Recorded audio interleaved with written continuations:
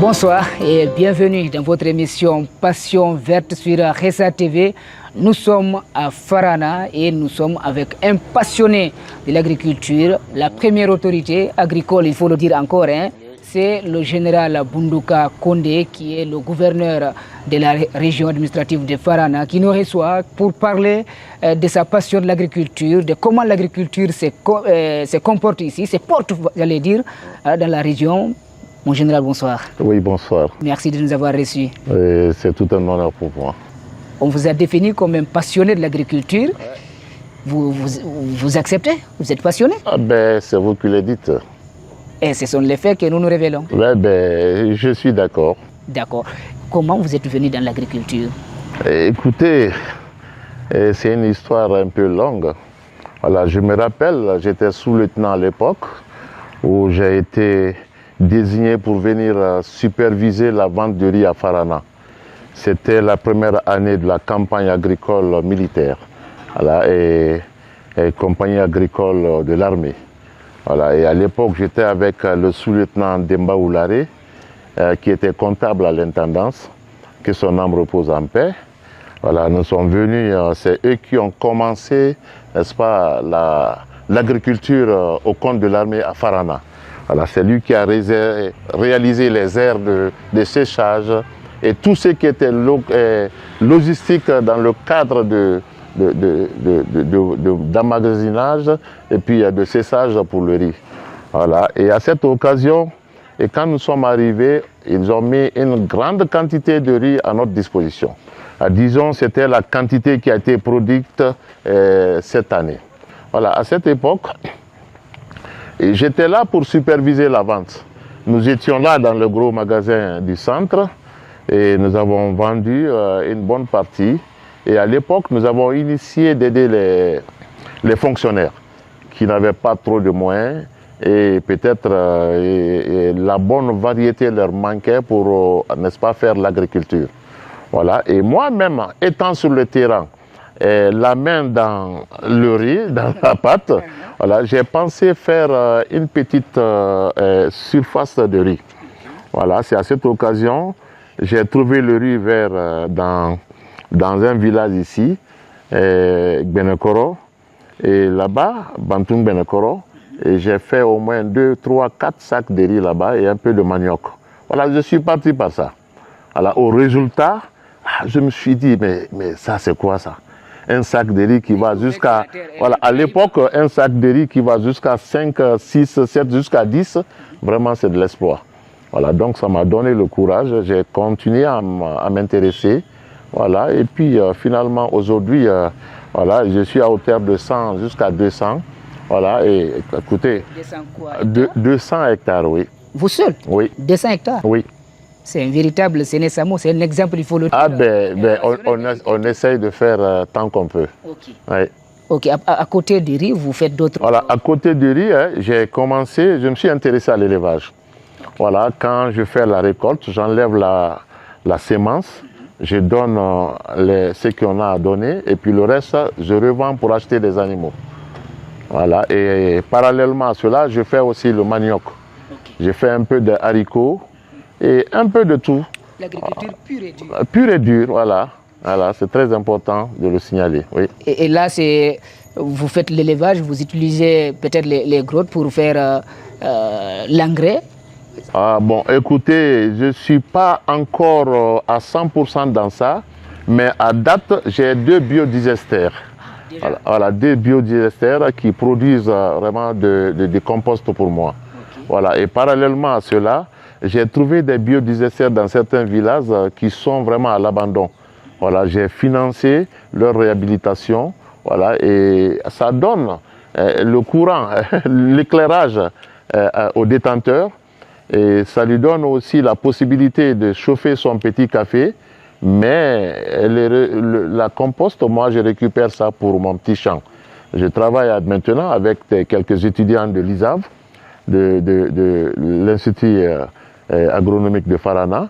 Voilà, je les finance, je suis devenu leur bailleur de fonds. Voilà, et avec ces trucs, on utilise pour faire de l'agriculture.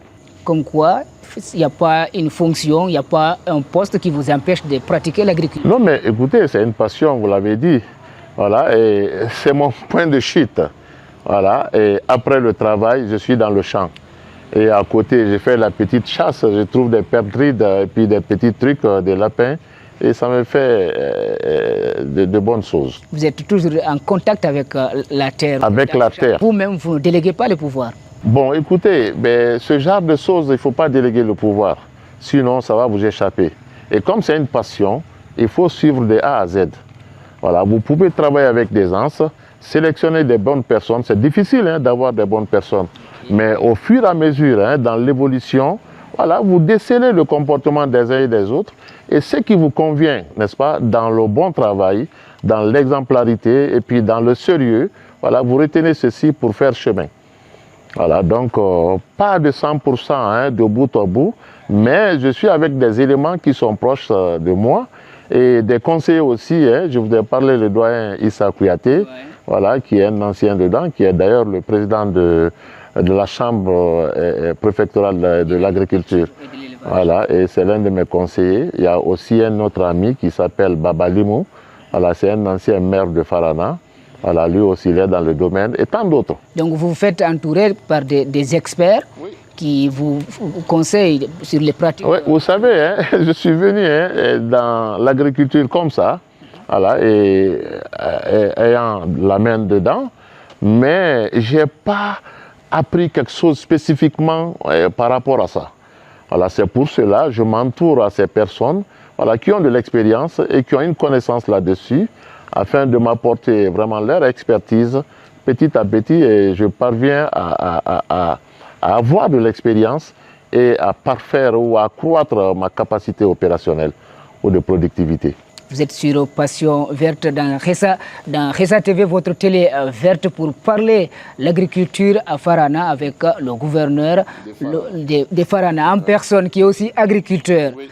Alors, est-ce qu'il y a des amis qui vous appellent, peut-être la contamination positive, on peut constater? Bien sûr. Oh, il y a des amis qui disent, mais toi, tu fais quoi? Et j'ai une page Facebook, deux fois je mets mes réalisations, je me mets des actions, je suis au champ, et qui attire des amis. Voilà, ils t'appellent, ah dis donc moi aussi je veux faire ça, mais c'est théorique. Voilà, ils n'ont pas le courage encore d'essayer. Voilà, je profite de votre antenne pour leur dire de venir. Parce qu'il ne faut pas attendre.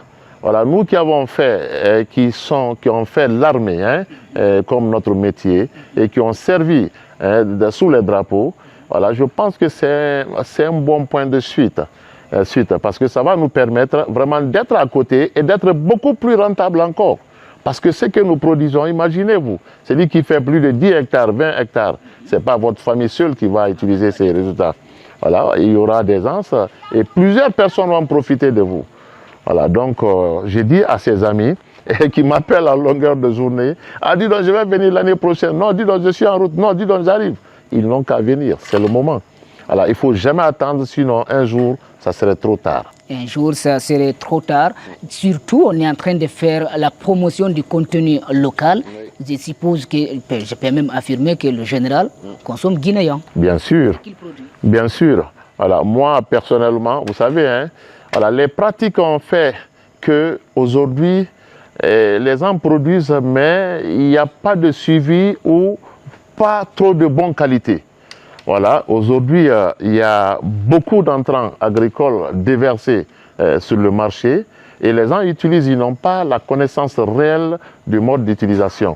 Ce qui fait qu'aujourd'hui, le riz qu'on prépare ne peut pas passer la nuit. Voilà, et vous voyez ce que cela fait. Même le fruit qu'on cueille, voilà, ça peut pourrir. Avant, il n'y avait pas d'herbicide. Voilà, mais on nettoyait très bien le champ et le riz donnait sans herbe. Avant, on n'utilisait pas d'engrais. D'accord, l'engrais c'est bon pour fortifier le sol, mais il y a la façon d'utiliser.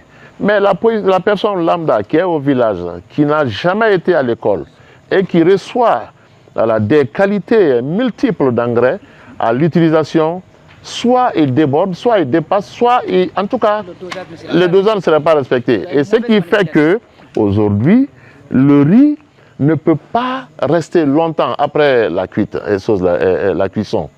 Vous voyez? Donc moi, personnellement, le riz que je consomme chez moi, je peux le préparer aujourd'hui, le manger demain soir.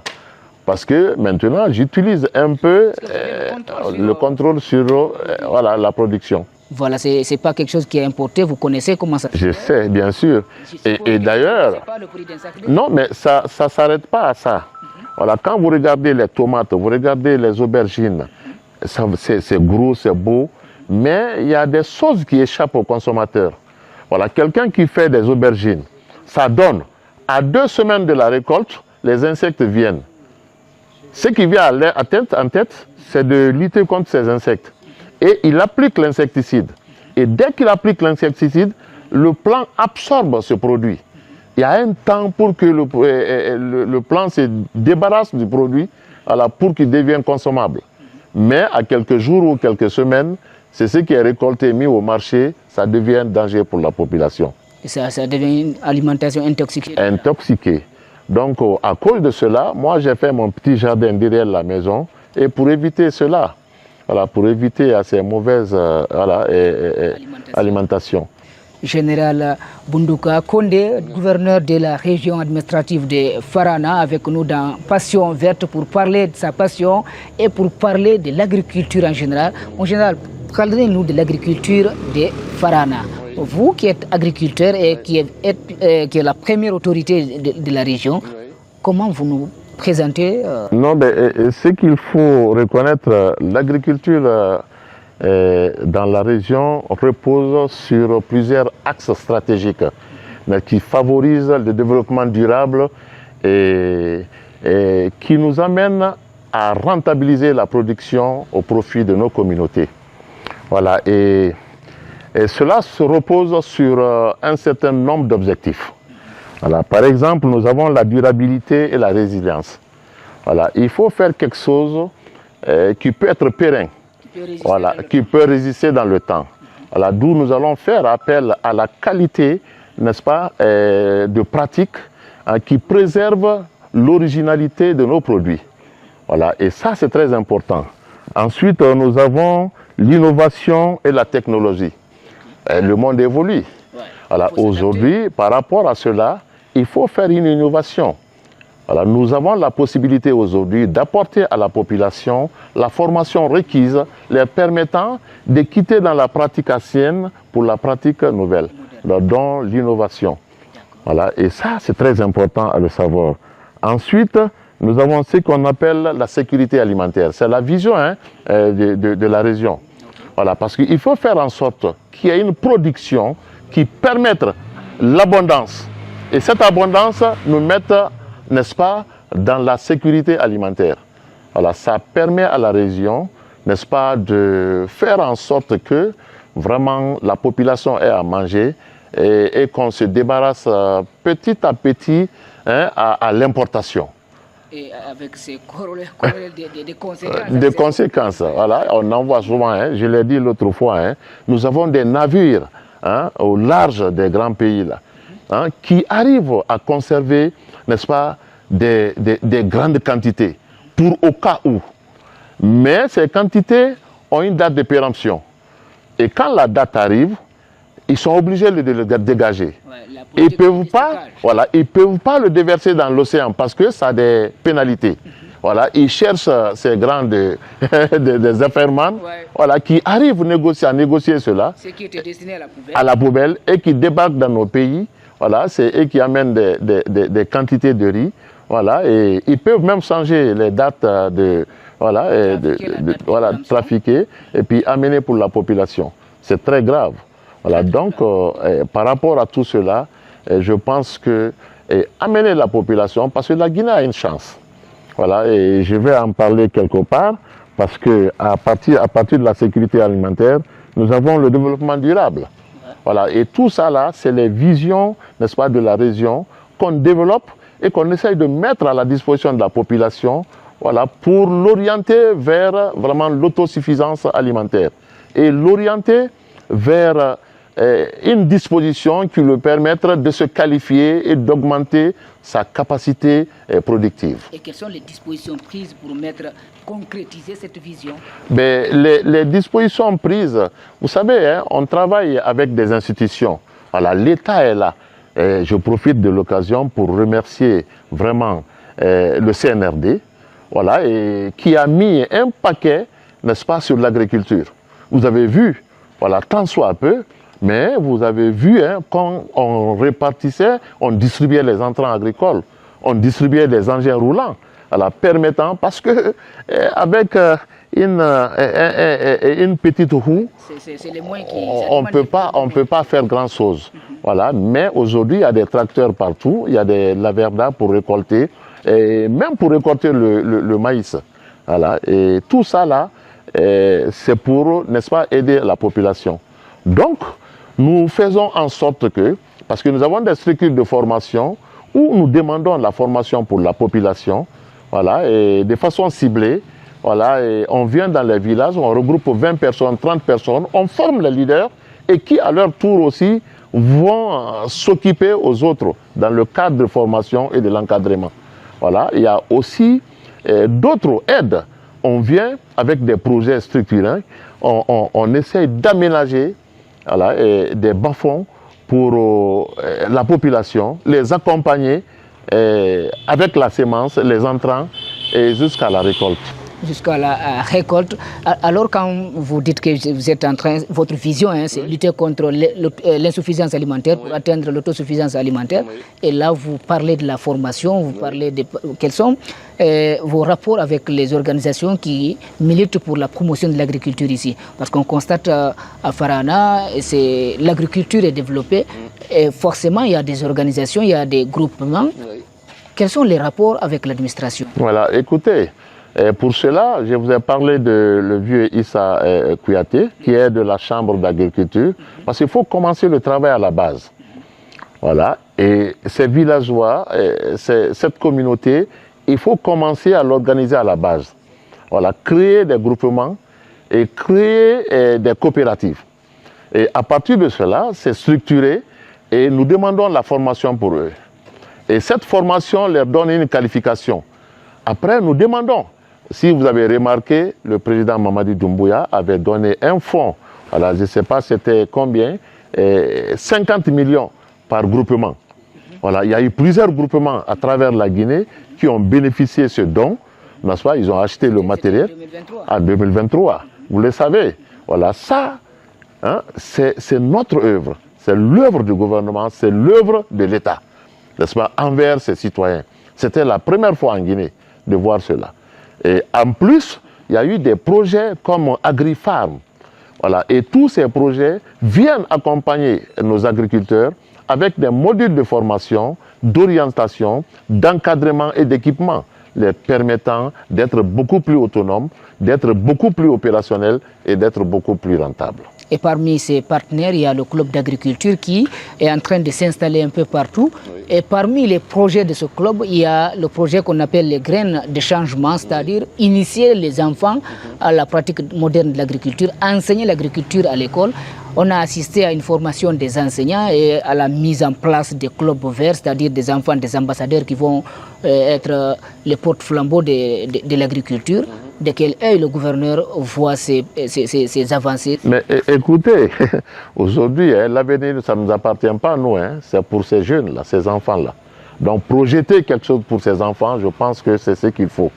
Voilà, et je le disais tantôt, il faut, n'est-ce pas, présenter une solution petite qu'elle soit, voilà, que de dénombrer les 1000 maux de la société.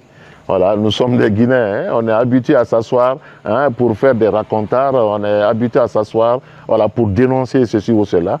Mais quand on arrive à présenter une petite solution, je pense que c'est mieux. Voilà, pour celui qui veut détruire un pays, voilà, il faut s'attaquer à son système d'enseignement. Voilà, et celui qui veut aider un pays, il faut arranger ou orienter ses efforts dans son système d'enseignement. Voilà, donc ce que vous êtes en train de faire, je pense que c'est ce qui est normal, n'est-ce pas? Initier des modules, voilà, des programmes à l'endroit de ces enfants, voilà, qui sont en train d'évoluer, hein, avoir une compétence à bas âge, voilà, évoluer voilà, avec ça, et d'ici 10 ans, vous allez voir que ces enfants sont devenus des experts et même des savants en la matière. Voilà, c'est ce qu'on cherche. Voilà, il ne faut pas continuer à formater, n'est-ce pas, le système d'apprentissage de nos enfants comme si c'était, je ne sais pas, copier-coller. Non, ce n'est pas normal. Il faut donner l'opportunité aux enfants, à bas âge, de commencer à pratiquer quelque chose et surtout qui va sortir de la Guinée de l'ornière. L'agriculture, nous savons ce que ça représente. Sortir la Guinée de l'ornière avec l'agriculture. Et on ne peut pas faire l'agriculture sans avoir une maîtrise de la gestion de l'eau. Parce que partout où on part, c'est le principal défi, c'est la principale demande. Comment les autorités vont agir pour la gestion judiciaire de l'eau. Ici à Farana, quelles sont les perspectives? Voilà, et ça c'est un domaine, hein, si on le prend, hein, ça va nous prendre beaucoup de temps. Mais ce que je vais vous dire, voilà, au-delà de nos marigots, voilà, au-delà de nos lacs, au-delà de nos mares, et avec la nappe phréatique, Farana est une région vraiment arrosée. Et c'est ce qui favorise d'ailleurs l'agriculture à Farana. Mais au-delà de cela, ça favorise aussi l'élevage. Donc, je disais même lors d'une de nos rencontres qu'il faut créer ce qu'on appelle la police de l'eau. Dans certains pays, ça existe. La police de l'eau. Okay. Parce que sans eau, pas de vie. Sans eau, pas d'agriculture. Et sans eau, pas de vie. Voilà. Et comme c'est la chose précieuse pour notre existence, il faut créer une unité qui encadre l'eau. Aujourd'hui, les gens en font comme ils veulent. Si vous remarquez, les gens qui détruisent complètement les nids de marigots, ce n'est pas normal. Donc, il faut commencer à sauvegarder ce don naturel que Dieu a doté la Guinée. Voilà. Et je disais aussi, nous avons le fleuve Niger ici, qui prend sa source à Farana. Le fleuve Niger parcourt 4200 km avec 9 pays. Voilà. Et nous avons fait un écrit. Et je pense que nos autorités vont prendre, n'est-ce pas, cette affaire à bras le corps, parce que le fleuve là est navigable dans certains pays. Ouais. Et il y a la possibilité. J'allais même demander qu'est-ce que ça arrive, quel est le retour, oui. Qu'est-ce que Farana bénéficie, oui. Parce que c'est ici la source, oui. Ça traverse 9 pays, oui. Et ils utilisent. Oui. Qu'est-ce qui revient à Farana? Voilà, et en ce qui concerne voilà, cette affirmation, voilà, je pense que je ne veux pas me précipiter, mais ce qu'il faut retenir, il y a des programmes, il y a des planifications, il y a des projections qui sont en cours là, par le fleuve. Parce qu'il faut regarder la cité Niger. Je ne sais pas si vous l'avez visité. Voilà, au temps de notre frère Ahmed Sékou Touré, il a construit cette cité où les chefs d'État, n'est-ce pas, et riverains de ce fleuve sont venus séjourner ici. Voilà, pour dire combien de fois ce fleuve-là est important. Nous allons faire en sorte que voilà, l'État va s'engager, n'est-ce pas, pour apporter des projets qui vont draguer ce fleuve et qui vont apporter d'autres possibilités, le protéger, et puis apporter d'autres choses, n'est-ce pas, qui vont accroître sa rentabilité pour la population. Parce que ce n'est pas seulement que voilà, l'eau, mais on peut pratiquer la pêche. On peut pratiquer le long du fleuve l'agriculture. Le fleuve Niger à lui seul pouvait nourrir Farana. Mais bien, il faut dire la Guinée. La Guinée. Voilà. Ce qui revient, c'est pourquoi on dit la gestion de l'eau, c'est un problème. D'où j'accueille très bien votre proposition. D'ailleurs, ce sera le titre de cette émission, création d'une police de l'eau. Bien sûr, il faut le faire. Parce que les gens, par ignorance, ne connaissent pas réellement ce que c'est que l'eau. Voilà, on a toujours besoin de l'eau, on l'utilise à tous les jours, mais on n'arrive pas à prendre soin qu'il faut, n'est-ce pas, pour le protéger et puis pour le rentabiliser davantage. Et l'autre problème, c'est l'accessibilité, c'est le transport du produit, la récolte, le provisionnement. Voilà, j'admire le gouvernement actuel parce que nous avons nos plaines. Voilà, qui peuvent ravitailler, n'est-ce pas, toute la Guinée. Mais pour accéder à ces plaines, il y a problème. Voilà, et nous avons écrit en priorité, n'est-ce pas, ces pistes rurales, voilà, et que l'État a pris en compte. Et à date, oui, a pris en compte, oui. Voilà, et je pense que Voilà, et nous avons des offres actuellement, voilà, les gens sont en train d'acheter des cahiers de charges. Je ne vais pas parler à la place du ministère de tutelle, voilà, par rapport à cela, mais je vous rassure que l'État a pris des dispositions que nous sommes en train de valoriser, n'est-ce pas, pour accéder à ces zones de production, voilà, et faire en sorte que vraiment le transport soit facile pour le grand bonheur de la communauté. Dans 10 ans, 15 ans? Dans 10 ans, 15 ans, on n'a pas besoin, je ne veux pas être... Hein, non, voilà. Avec ce qui est en train d'être fait, de ce que vous mettez comme proposition et disposition, 10 ans, 15 ans, où est-ce que vous voyez la Guinée, vous? Mais dans 10 ans, 15 ans, sur le plan agricole, avec la planification et la projection de l'État actuel, dans 10 ans, 15 ans, nous allons réduire vraiment considérablement l'importation de riz en Guinée. Parce que si vous remarquez, ça n'a pas les mêmes effets sur l'organisme. Le riz importé, le riz du pays, c'est diamétralement opposé.